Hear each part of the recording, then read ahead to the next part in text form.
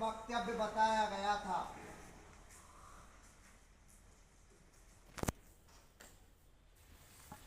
उसी क्रम में आपको अवगत कराना है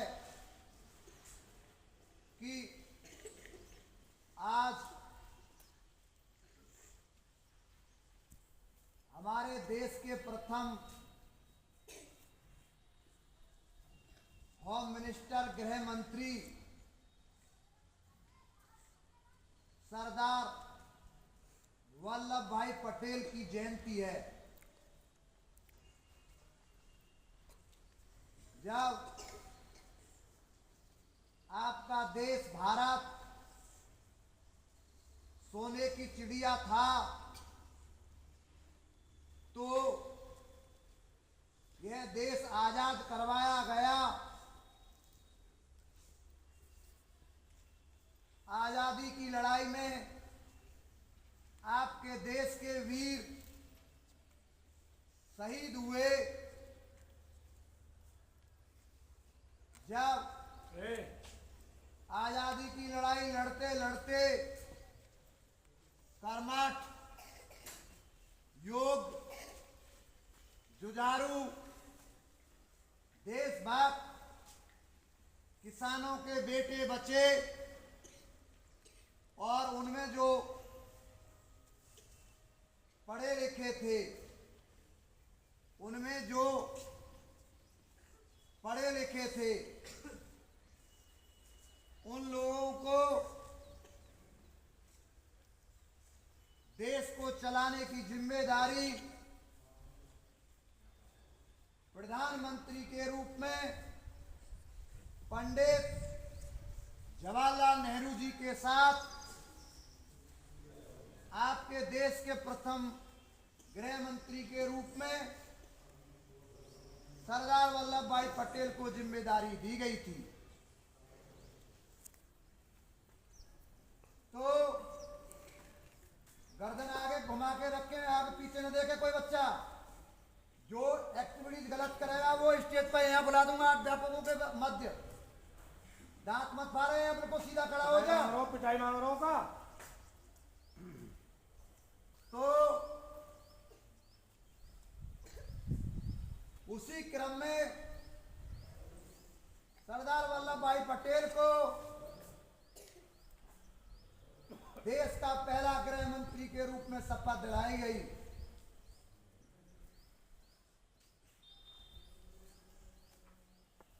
ऊपर से उत्तर प्रदेश सरकार एवं भारत सरकार का संदेश है, सभी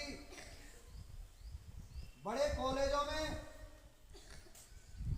अपने स्कूल की छात्राओं एवं छात्रों को सरदार वल्लभ भाई पटेल के विषय में और उनकी जयंती के विषय में अवश्य अवगत कराएं।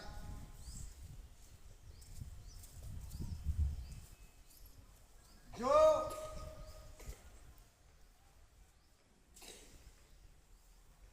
हमारे वीर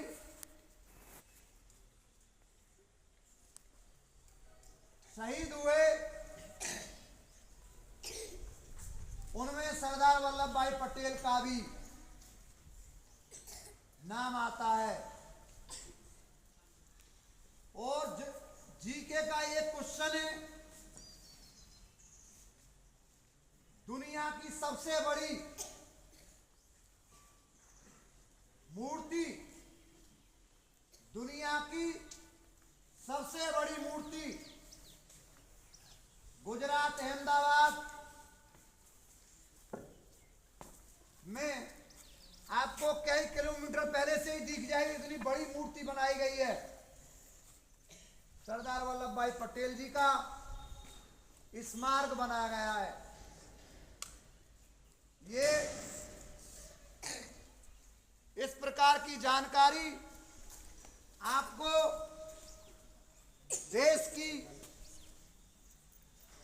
भौगोलिक ऐतिहासिक बातें पता होनी चाहिए। इसी क्रम में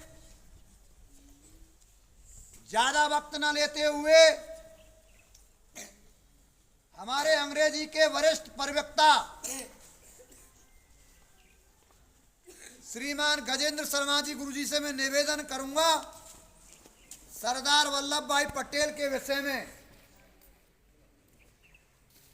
ज्यादा समय न लें, वो बच्चों को अवगत कराएं। बोलिए सर। बिल्कुल सीधे खड़े हो जाए सभी बच्चे। अगर मेरी नजर पे कोई बच्चा चढ़ गया, यहाँ खड़ा करके लट्ठ लगाऊंगा और भगा दूंगा भी। पैर मिला करके सीधे देखो। एक एक बच्चे पर नोटिस है। बोलिए सर। अपने विद्यालय के छात्र और छात्राएं, जैसा कि हम सभी जानते हैं कि आज मौसम भी ऐसा हो रहा है कि धूप नहीं है, जरा भी मौसम भी सुहावना है। जो भारत के प्राचीन वीर सैनिक रहे हैं, उन्होंने अपने देश का नाम रोशन किया है। जब हमारे देश के गृह मंत्री सरदार पटेल गृह मंत्री बने, तब उससे पहले अंग्रेजों की सरकार थी। अंग्रेजों ने अपने नियमों को भारत में लागू किया। अंग्रेजों के विरुद्ध हमारे भारतीय लोग उनसे लड़े केवल स्वतंत्रता प्राप्त करने के लिए। हमारे देश में हमारे देश के नियम संचालित नहीं होते थे। उस समय अंग्रेज लोग अपने नियमों को हमारे भारत में प्रयोग करते थे और उनके अंडर में हमें रहना पड़ता था। लेकिन उस समय जो साहसी व्यक्ति भारतीय थे, उन्होंने स्वतंत्रता के आंदोलन में भाग लिया। 1857 में भी स्वतंत्रता की लड़ाई छेड़ी गई, जो भारतीयों के द्वारा संपन्न हुई, लेकिन एकता के अभाव में वो विफल हो गई। 15 अगस्त सन 1947 को हमारा देश भारतीय लोगों के द्वारा कठोर संघर्ष करते हुए स्वतंत्र कराया गया, जिनमें से बहुत सारे स्वतंत्रता के वीर सैनिक शहीद हुए और देश में एक भारतीय सरकार का गठन हुआ, जिसमें सबसे पहले प्रधानमंत्री पंडित जवाहरलाल नेहरू, जैसा कि सर ने अभी बताया है। उसी समय हमारे देश के गृह मंत्री सरदार वल्लभ भाई पटेल को बनाया गया और उसी समय डॉक्टर राजेंद्र प्रसाद को प्रथम राष्ट्रपति बनाया गया। किसी देश की व्यवस्था को बनाने के लिए बहुत सारे नियमों की आवश्यकता होती है। अब संविधान भी हमारे देश का बनाया गया, जिसके द्वारा कोई भी संस्था, कोई भी देश, कोई भी राष्ट्र आगे बढ़े, उसके लिए नियम होते हैं। ठीक उसी प्रकार से जिस प्रकार से आपका विद्यालय एक नियमों के बीच संचालित हो रहा है, अगर उन नियमों की अवज्ञा छात्र लोग या अध्यापक लोग करेंगे तो वह वंचित होता है।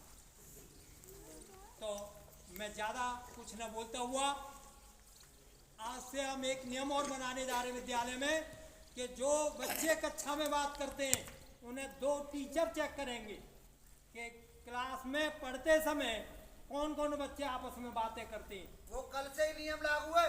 वो कल से नियम लागू हो जाएगा और 2 शिक्षक पीछे से आगे चेक करेंगे कि कौन कौन बच्चे बात करते हैं। उन्हें उनकी टीसी काट के दी जाएगी और वो कहीं भी पढ़ सकते हैं। तो 1 नवंबर से लागू है सर कह रहे हैं। जो सरदार वल्लभ भाई पटेल के जयंती के उपलक्ष्य में ये नियम कल से प्रभावी हो जाएगा। और सभी बच्चे ध्यान रखें कि जब शिक्षण कार्य कक्षा में चल रहा हो तो आपस में बात न करें।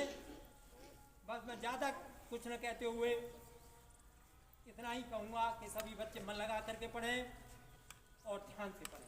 जय हिंद, जय भारत।